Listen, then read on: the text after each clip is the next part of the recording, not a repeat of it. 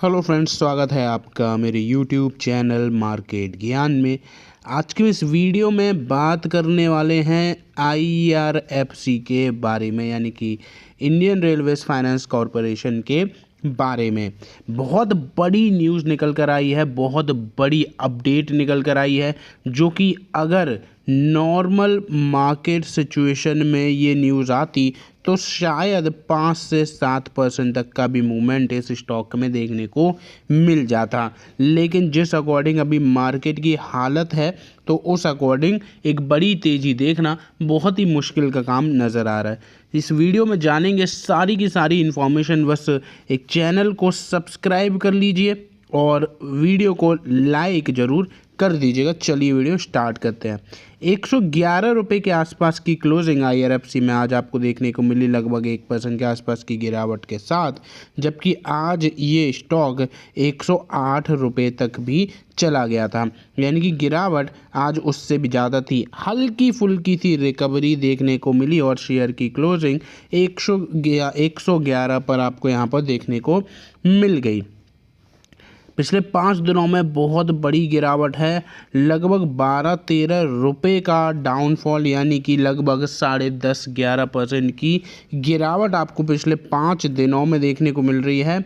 एक हफ्ते में 18.5, एक महीने में 18.5 और 6 महीने में 37% का करेक्शन आपको इस स्टॉक में देखने को मिल रहा है। यानी कि एक बहुत बड़ा करेक्शन जो मार्केट में तो चल ही रहा है, लेकिन रेलवे स्टॉक्स में भी चल रहा है, क्योंकि बजट में जो उम्मीदें लगाई हुई थी वैसा कुछ नहीं हुआ। हालांकि गलत भी या फिर नेगेटिव भी कुछ नहीं हुआ, लेकिन हाँ, जो हमने एक्स्ट्रा उम्मीदें लगा ली थी कि 15%, 18%, 20% का एलोकेशन इंक्रीज होगा, ऐसा कुछ भी नहीं हुआ। और जब मार्केट की हालत ख़राब है, उसमें ऐसी न्यूज़ भी इम्पैक्ट क्रिएट कर ही रही है।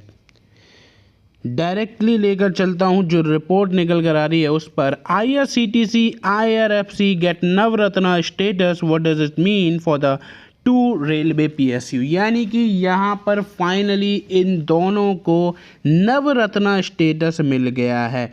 इससे पहले ये मिनी रत्न कंपनी थी, अब यहाँ पर ये नवरत्न कंपनी जो है वो बन गई हैं, और ये दोनों ही कंपनी यानी कि आईआरएफसी और आईआरसीटीसी को ये टैग जो है वो मिला है। IRCTC and IRFC having granted Navratna status by the government of India, becoming the 25th and 26th Navratna CPSE. यानी कि यहाँ पर अगर आप देखते हो तो दोनों ही कंपनी के लिए ये एक बहुत बड़ा अचीवमेंट है। ये यहाँ पर 25वीं और 26वीं नवरत्न सीपीएसई बने हैं।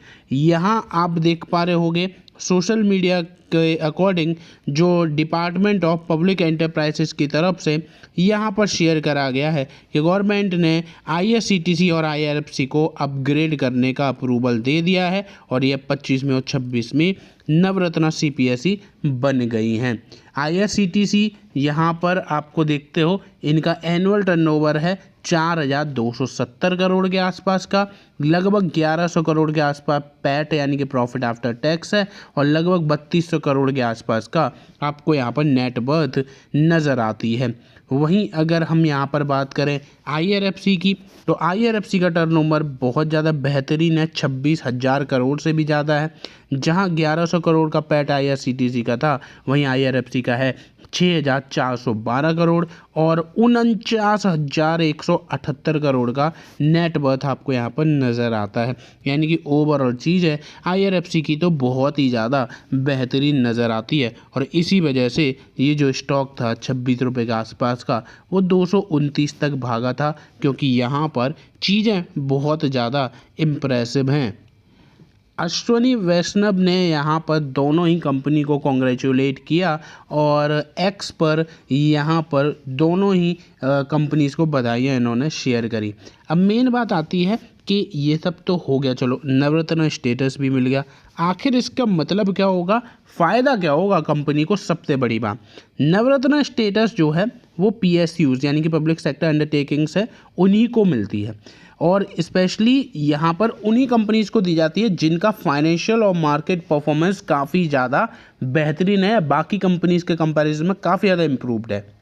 और यहाँ से अब जो इनकी फाइनेंशियल पावर है वो एक्सपेंड हो जाती है। सबसे बड़ा यहाँ पर जो फ़ायदा मिलता है नवरत्न स्टेटस का वो ये है कि अब यहाँ पर कंपनी को फाइनेंशियल और ऑपरेशनल फ्रीडम मिल जाती है, जिससे वो लगभग 1000 करोड़ या फिर 15% ऑफ देयर नेटवर्थ, यानी कि नेटवर्थ अभी हमने देखा था लगभग 49,000 करोड़ के आसपास है, इसका 15% तक अब IRFC बिना किसी सेंट्रल गवर्नमेंट के अप्रूवल के यहाँ पर इन्वेस्ट कर सकता है।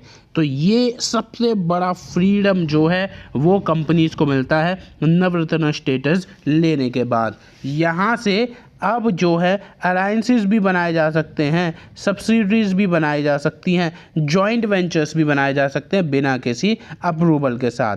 अदर नवरत्न फर्म्स जैसे कि BEL भारत इलेक्ट्रॉनिक्स लिमिटेड या HAL हिंदुस्तान एरोनॉटिक्स लिमिटेड, ये दो आपको कंपनीज नज़र आती हैं।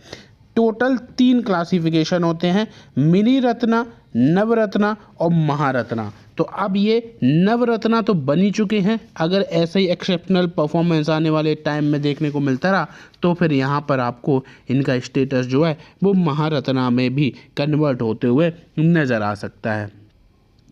बाकी अगर मैं आपको बताऊं तो इस न्यूज़ का इम्पैक्ट दोनों ही कंपनी पर, चाहे वो IRFC हो या फिर IRCTC हो, आपको बिल्कुल भी पॉजिटिव देखने को नहीं मिला, क्योंकि मार्केट की ही हालत ऐसी है कि आज के टाइम पर जब तक ओवरऑल मार्केट इम्प्रूव नहीं होगा तब तक कोई पर्टिकुलर स्टॉक आपको तेज़ी नहीं दिखा सकता। बाकी एक चीज़ और बताना चाहूँगा कि मेरा दूसरा चैनल क्रिप्टो बेस, जहाँ पर आपको सारी की सारी जो क्रिप्टो करेंसी की अपडेट हैं वो मिलती रहेंगी। आज भी यहाँ पर डोनाल्ड ट्रंप की तरफ से एक बहुत बड़ा बयान या फिर X पर यहाँ पर इन्होंने ट्वीट किया है, बहुत बड़ा बयान है वो, जाकर आप देखना, हो सकता है इससे पूरी क्रिप्टो करेंसी की कहानी चेंज हो जाए। और स्पेशली उन्होंने 5 कॉइन्स के बारे में बात करी है, मेरे ख्याल से अब से उनमें एक बड़ी लॉटरी जो है, बड़ी तेज़ी जो है वो लगते हुए नज़र आ सकती है। तो क्रिप्टो बेस करके चैनल है, डिस्क्रिप्शन में लिंक है, जाकर आप देखिए। कंटेंट पसंद आए तो ज़रूर सब्सक्राइब कर लीजिएगा और वीडियोस को भी लाइक ज़रूर कर दीजिएगा। धन्यवाद।